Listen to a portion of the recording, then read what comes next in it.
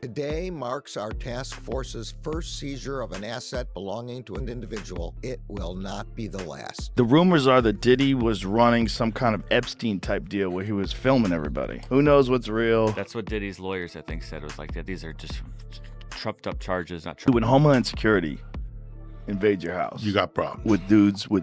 Someone said that they weren't there to take stuff; they were there to delete everything. Oh, like that's the same funny. thing with Epstein. Oh, that's funny. They never end. There's just layers upon layers upon layers. Genuinely love it when someone like Diddy gets caught, though. The glee that people have is weird. I mean, he had a lot of people at those parties, right? Well, if he really was filming everybody, you got a wild party.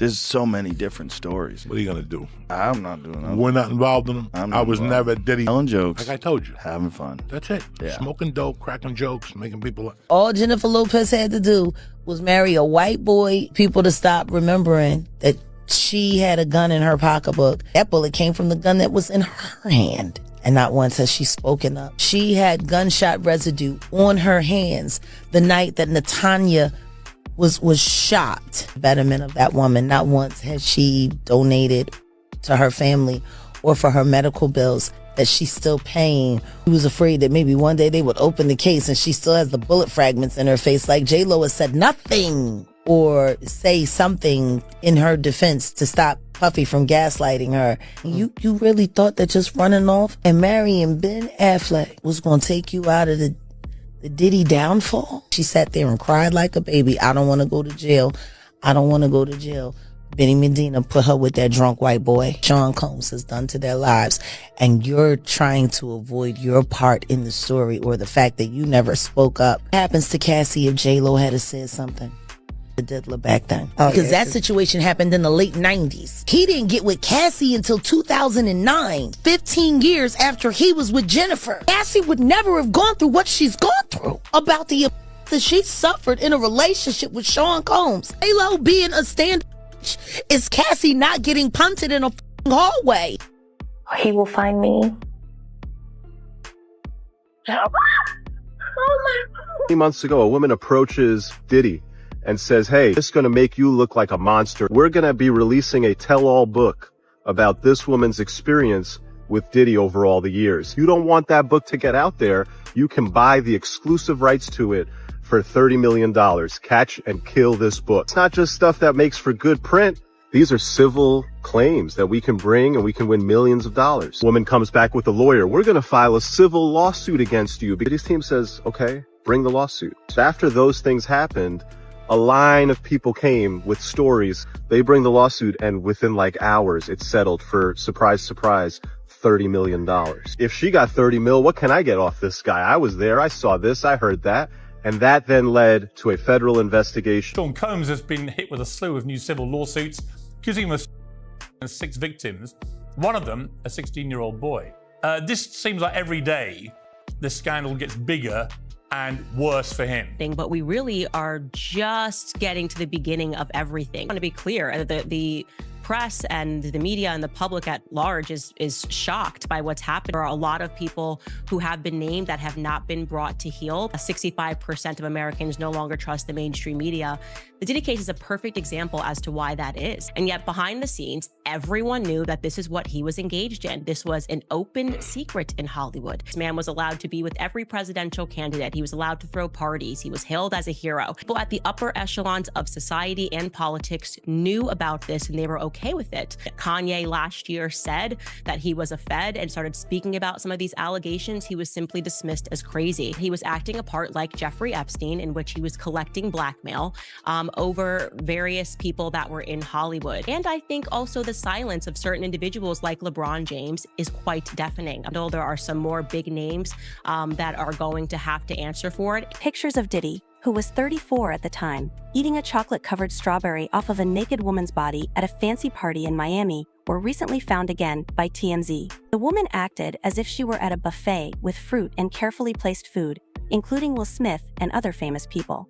Some people now find this shocking, but it happened when Diddy was very famous. Diana Ross and Bruce Willis were there, and despite the strange event, they seemed unaffected by it. A lot of people were shocked by the scary picture.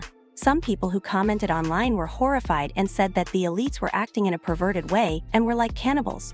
One angry person said they really didn't like wealthy people because they thought they controlled and dominated other people.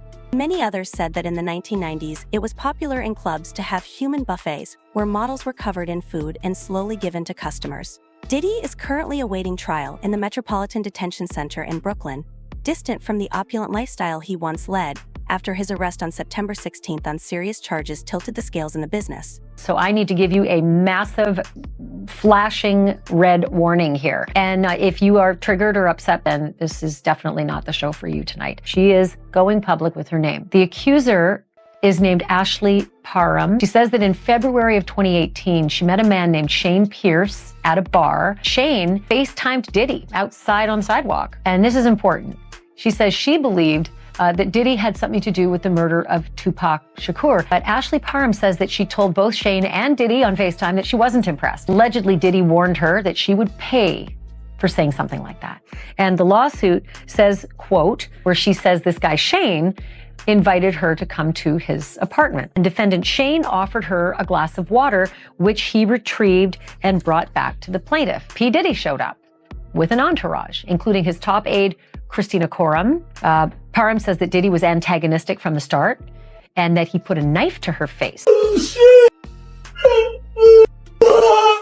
Get it all out. Get it all out. Get it all out. Now his defense team is asking the federal judge to start revealing who his accusers are. And now his attorneys say they want to know who the women are that are accusing him, as well as some men. We have a lot of situations, especially in this arena, where we have accusers seemingly hiding behind a moniker. I have no reason to doubt her story. I have had her tell me this story multiple times. The only civil settlement that we know of has been made to Diddy's ex, Cassie Ventura, for an unknown amount of money. If anybody dares to attempt to contact, threaten, intimidate, hurt, that will be immediately reported.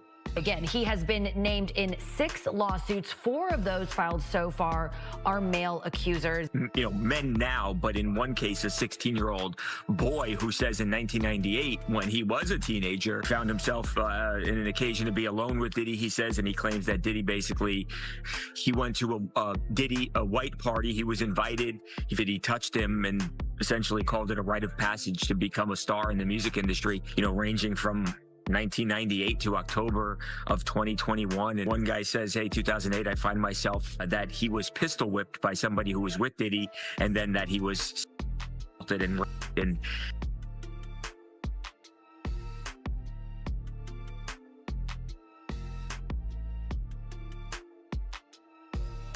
okay, Christian.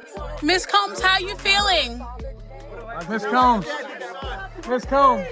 Mr. Combs is threatening her with a knife and makes her take off her clothes out of a bag, out of a fanny pack to be specific.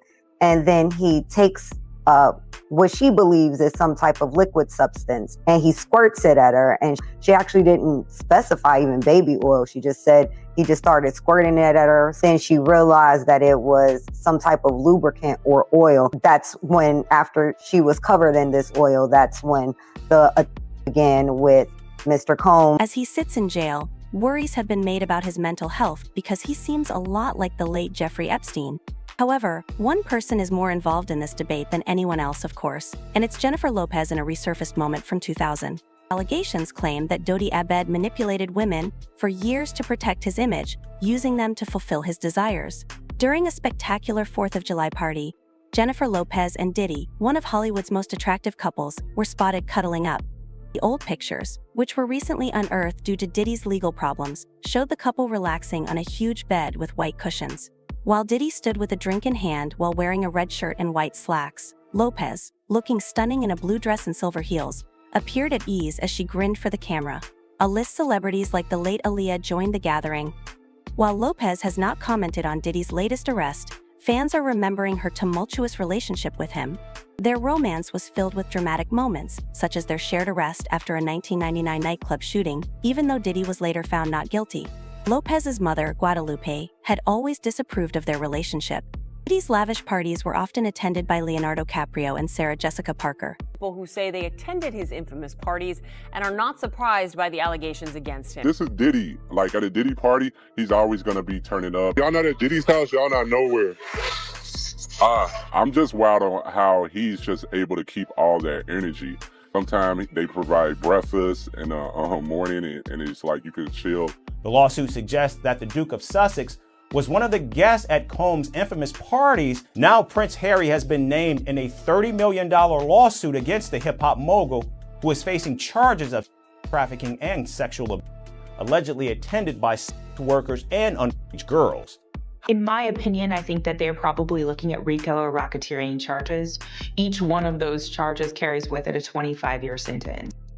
Digital evidence can be very, very tiny. And so when you're looking for flash drives, you are going to have to start looking in walls, taking apart furniture, cameras, those kinds of things, cameras that are recording, those kinds of things. Agents were concerned that Diddy or his associates were deleting evidence. That was my tip-off to why this evidence was probably digital in nature, which is exactly why, in my opinion, they searched the homes simultaneously at the exact same time. My guess is that they knew that there was a chance that evidence could be destroyed or was going to be destroyed. He's a monster. He's literally a monster. This man is gonna go down. It is incredibly disturbing footage. He hosted what he called freak-offs.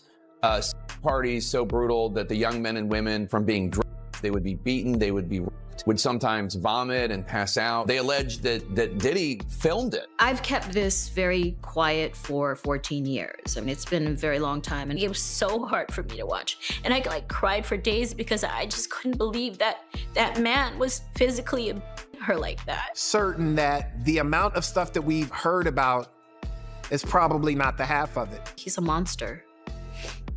He's literally a monster. Friendly neighborhood, international rap mogul, superstar, designer extraordinaire, actor. You know, I do it all, baby. My homegirl Cassie right here. She's a human being.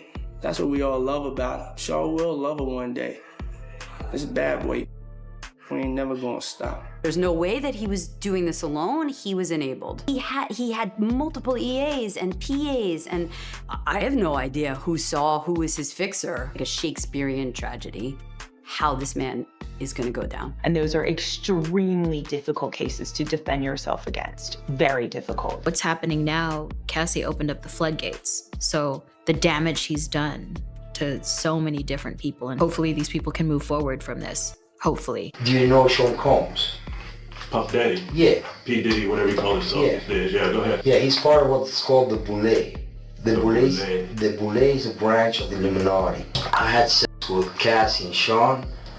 Basically, he would tell me what to do with Cassie. Sean talks a lot on the phone and on the TV with speakers and stuff, and I was like a slave, okay? I had like 15 encounters, and I heard a lot of business, because what they would do is, I caught herpes, and I came back and I sued him for the herpes and won. And Christopher Leon's here was my attorney. They asked me to turn in that. Mark Erebos and Ben Mercedes were his attorneys, okay? It's possible, I threw everything out, it's possible I can produce a copy. The hip-hop agenda is an agenda to move drugs all over the United States. You need to inform the DEA, okay? All the dope on private jets, which don't get screened by the DEA inside the United States, okay? They move cocaine and they move liquid cocaine in their bottles too. It's not good. He drinks it all the time. Many are left thinking how the story will play out and whether Lopez will ever speak up. Could this chapter of her past come back to haunt her? Or will she stay unaffected by the chaos surrounding Puffy? Lopez's relationship with Diddy has once again become a topic of discussion as she deals with her personal problems, including a divorce from Ben Affleck. Diddy's legal fights are just getting started. We'll find out. But first, please understand that the sources of the nickname Puffy are as tangled as Diddy's life. He didn't just pick up the well-known nickname, but rather had it during a difficult childhood filled with mental struggles. Diddy's face would puff up whenever he got angry as a child, and this habit was so clear that a friend gave him the nickname Puffy, which would later become his professional moniker. Beneath the glamorous facade of a famous music mogul, there is a darker side to Diddy's story. Former Howard University students remember eerie times when Diddy's rage would manifest itself in scary ways. One student related a distinct memory of Diddy yelling at his girlfriend outside of a dorm. His actions caused alarm in the nearby area, and this wasn't an uncommon instance.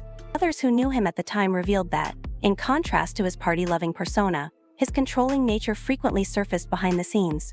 Given his significant legal issues, Diddy's childhood rage and college outbursts are now viewed in a different light. Diddy was arrested in September 2024 on charges of planning drug-fueled parties and committing AAB. His frequent denials of bail raise worries about his substance usage and unpredictable fury.